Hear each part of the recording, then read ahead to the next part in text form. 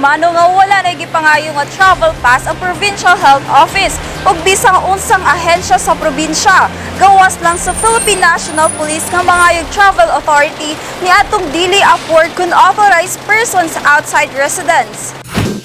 Kini ang gipasabot ni Governor Imano atol sa weekly virtual flag raising ceremony sa Kapitolyo. Kung diin daghan paghihapon naglibog kung gikinahanglan pa ba maglukat og travel pass una pa makasulod og gawas sa Misamis Oriental. Ang travel pass pasabot ni Governor Imano gihatag kaniadto nga ubos pa ang lalawigan sa General Community Quarantine.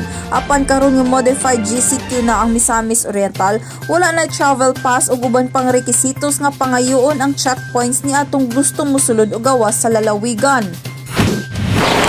Apan ubos sa new guidelines sa National Interagency Task Force kun IATF, kinahanglan maglukat sa Travel Authority gikan sa Police Provincial Office.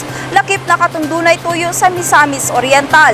Ako si Lambo Ethel Ipanag, alang sa limpyo ug matarong nga panggobyerno, padayon Pilipino.